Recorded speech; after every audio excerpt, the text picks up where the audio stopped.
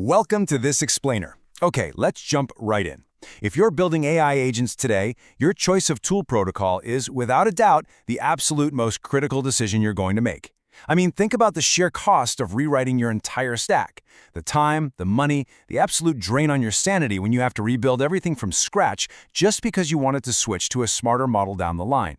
It's a massive headache. So today, we're diving straight into why Anthropic's Model Context Protocol, which pretty much everyone just calls MCP, became the write-once, run-anywhere industry standard for AI tool calling, and seemingly did it overnight. The secret? It didn't win just by being technically superior, but by offering a brutal simplification to a really expensive problem. To really appreciate the solution, we kind of have to remember the problem. Just a year ago, developers were dealing with an absolute integration nightmare. The whole ecosystem was deeply fragmented. Every single tool out there used custom, completely incompatible APIs. You had OpenAI functions in one corner, Anthropic tools in another, and LangChain tools doing their own thing entirely. So what did that mean for us? Well, if you built this fantastic application using one provider and then wanted to test out a shiny new model from a different provider, you couldn't just flip a switch. No way. You had to endure the painful, tedious process of rewriting your code base. Compare that old chaos to the promise of MCPL, one single, universal standard that cuts right through all that noise. And honestly, there's a quote that perfectly captures why MCP went viral so fast. MCP is the USB-C of AI. Think back to the dark ages before USB-C, when you had a drawer stuffed with 12 different chargers for 12 different devices. It was the worst, right? But then USB-C came along, and suddenly you could charge your headphones, your phone, and your laptop with the exact same cable. That is exactly what MCP does for AI. It provides one universal plug. It does not matter if you're trying to connect your AI to a local file system, a massive cloud database, or a web browser. And it certainly doesn't care whether the model itself is running on a Windows laptop or a sleek new MacBook. The plug just fits. Section 1. Under the hood of MCP. Let's look at the architecture. For the longest time, the standard approach was pretty rigid.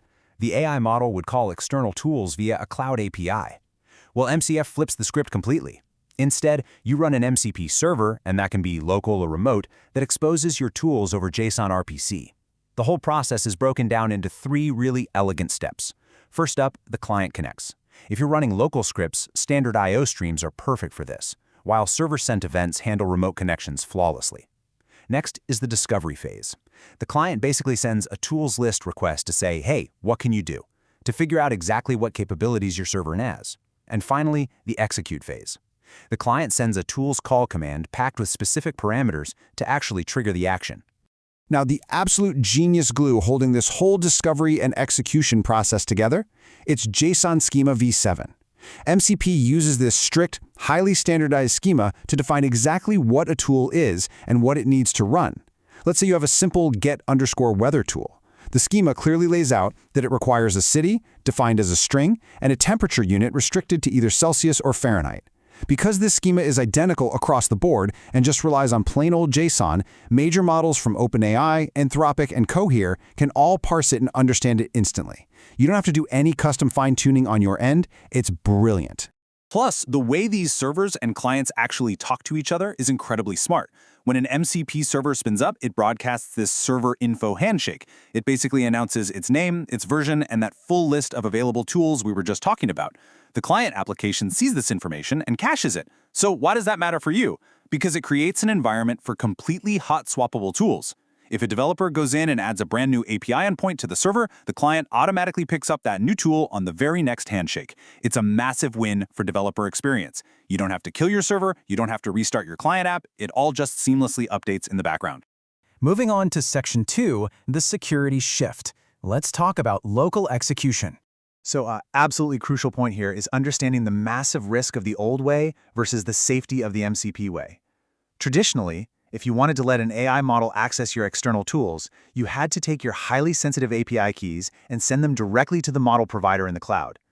Just think about the anxiety that causes. Passing your API keys to third parties is a massive, massive security risk. Well, MCP entirely bypasses this by running the tool locally. The cloud model only ever sends down the basic parameters it needs processed. For example, it just sends the text, city, London. That's it. Your local server receives that parameter, securely holds onto your private API keys, and makes the external call itself. You are no longer blindly trusting a cloud provider with the master keys to your kingdom. Your credentials literally never leave your own secure infrastructure. Section 3, Why MCP Crushed Competitors. This is all about brutal simplification. Let's break down the competition, because MCP really delivered a knockout blow here. First, we had LangChain. Now, to use their tool system, you were forced to use their specific Python or JavaScript SDKs. And let's be real, that inevitably led to some severe vendor lock-in. Next up, OpenAI plugins. While they were incredibly powerful, configuring complex OAuth flows and setting up public HTTPS endpoints just to test a simple plugin, it was enough to make any developer pull their hair out. The enterprise friction was just too high. But then, look at MCP. MCP runs purely on your local host and a specific port. There is absolutely zero authentication required to get a basic developer environment up and running. It is night and day. And you know that zero friction, zero auth experience? That is exactly what ignited MCP's viral adoption.